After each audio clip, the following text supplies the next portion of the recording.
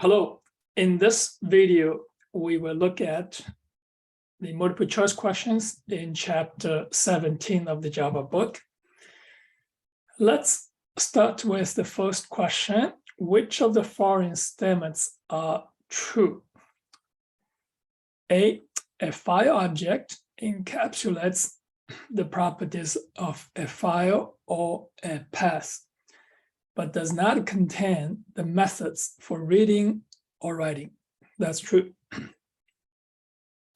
You can use the printWriter class for outputting text to a file, right? You can use the scanner class for reading text from a file, yes. An input object is also called an input stream, that's right. An output object is also called an output stream, that's all correct.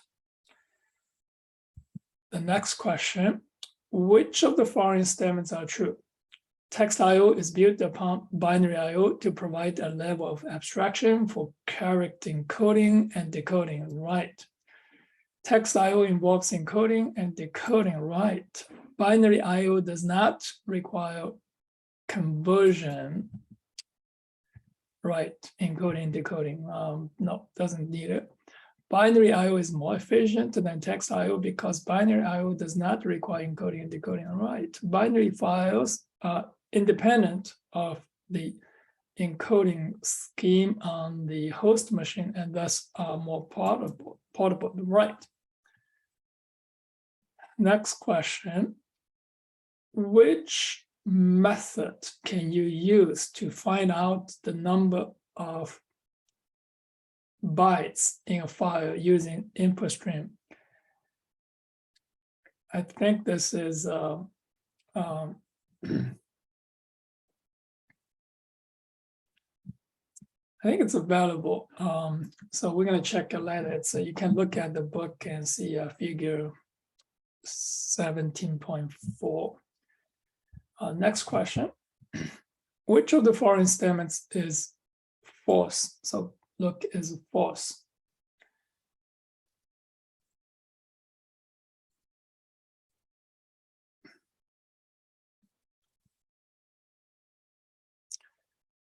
So which one is false?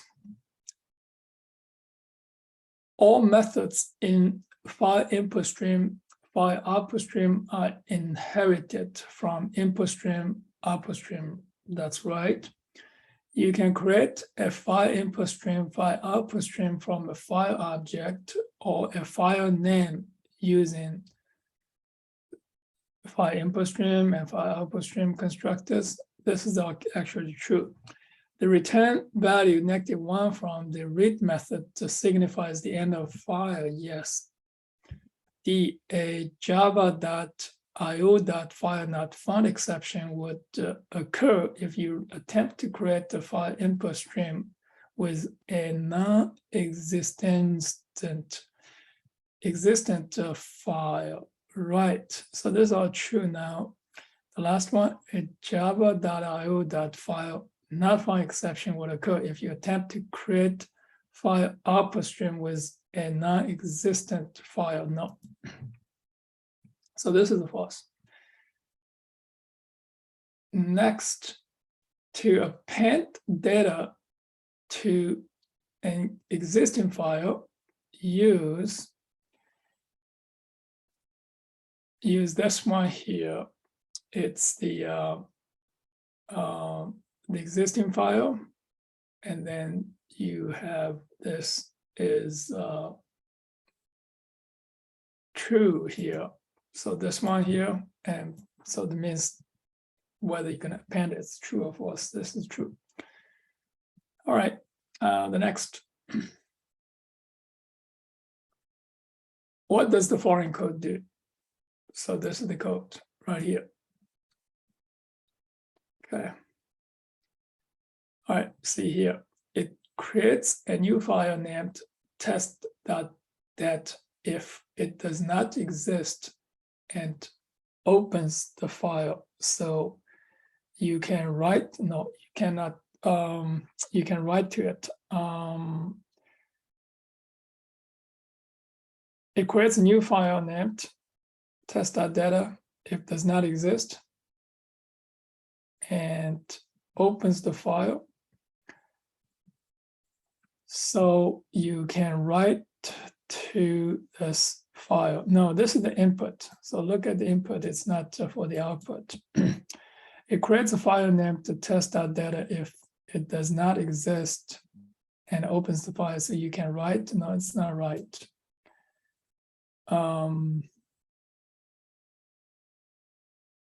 Write and read it. No, it's not right. It creates a new file named this test.data, regardless of whether it exists or not. No, it doesn't create anything. This is the input. It creates, no, it doesn't create. It creates a file input stream, that's right, for test data if test.data exists, right? So this is the one here. All right, next question. Which type of exception occurs when creating a data input stream for a non-existent file? File not exist, no, file not exist, no, file not found exception. This is the one. Next question. Which of the following statements is correct to create a data output stream to write to a file named out.data? So which of the following statements are correct to create a data output stream? So this data output stream to write data to this file out.data.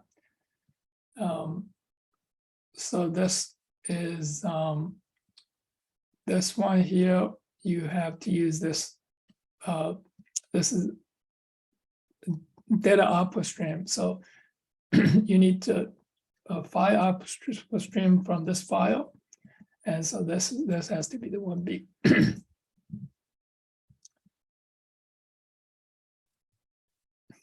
After the following program is finished, how many bytes are written to the file t.data? So this is the data output stream. And you can write a short is 2 bytes and write another short 2 bytes. So close it, it's going to be 4 bytes.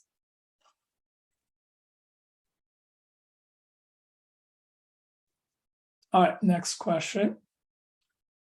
After the following program is finished, how many bytes are written to this file? So using buffered output stream, and you write a character. So a character here is just write a character is 2 bytes. So write the character here. This is 2 bytes here. The character. It's a Unicode character by default. So this is 2 bytes. And now let's look at this question. After the foreign program is finished, how many bytes are written to this file? So here, you're going to write the characters here. So we're going to look at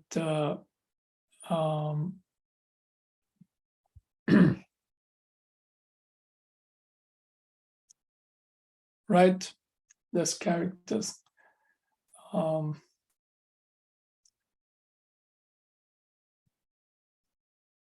So the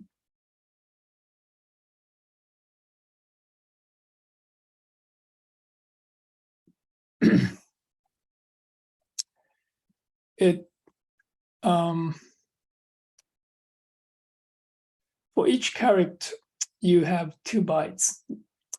A, B, C, D, there's 4 bytes. So total should be 8 bytes. And now we're going to use this, and this is to write a UTF string. And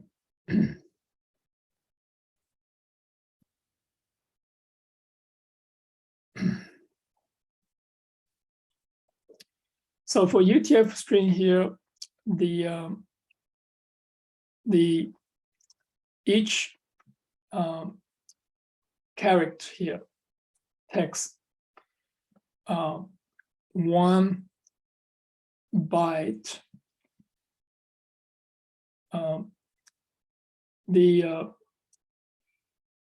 For the entire string here, the first 2 bytes store the number of characters in the string. So this is the first 2 bytes is used. So this is total should be 6 bytes. So you have 4 bytes, but you need additional 2 bytes to store the number of characters in the string. All right, so the next question, which of the following statements are true? All files are stored in binary format. So all files are essentially binary files, correct. Text I/O is built upon binary I/O to provide a level of abstraction for character encoding and decoding. That is correct. Encoding and decoding are automatically performed by text I/O. For binary input, you need to know exactly how data were written in order to read them in correct type and order. So this is correct. All right, next, which of the following statements are true here? Object input stream, object output stream enables you to perform I/O for objects in addition to primitive data types, values, and strings. So that's correct. Since object input stream, object output stream contains all the functions of data input stream and data output stream, you can replace data input stream, data output stream completed by object input stream and object output stream. That's right. To write an object, the object must be serializable, correct? The serializable interface does not contain any methods, so it is a mock interface. So I think it's a mock. It's a mock. It's not a mock. It's a mock.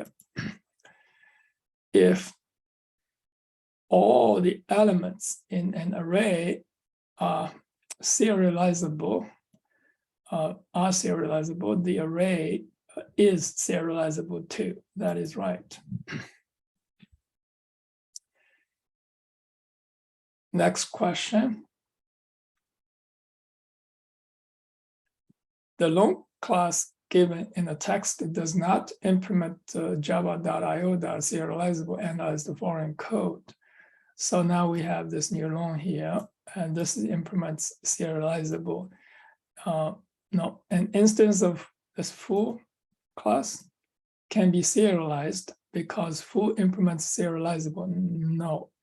An instance of foo cannot be serialized because foo contains a non-serializable instance variable, this v3.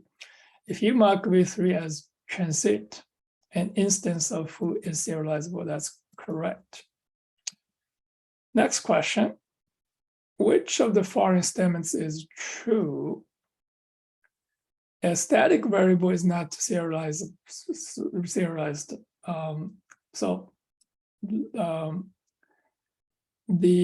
Let's look at more. A transient variable is not serialized. That's right. So this is right. So an object must be an instance of serializable for it to be serialized. That's right. The methods in an object are serialized. No, a method is not. All right. So let's look at the questions in this random access file section, which. So here, which IO class, so this is a mistyped, okay, which IO class can you append or update? Which IO class, with which IO class, that's right, with which IO class can you append or update a file? So you have to use random access file. Which of the following is the legal mode for creating a new random access file So this is random access file, should be RW, random access file. All right, so let's look at this program. What happens if the file test.data does not exist when you attempt to compile and run the foreign code? So here it's read-only. So that's a problem here. The program does not compile. So no, it doesn't have anything with this. The program does not compile. No, the program compiles, but through its IO exception, because file test.data does not exist, the program displays in IO exception. The program compiles, so this should be the one. Okay. All right, the last question. To create a file, you can use file output stream, file writer, random access file. Yeah, all of the above is correct. All right, so now let's check everything we have done. Okay, everything is correct. That is all for the multiple choice questions in chapter 710 of the Java book. Thank you for watching.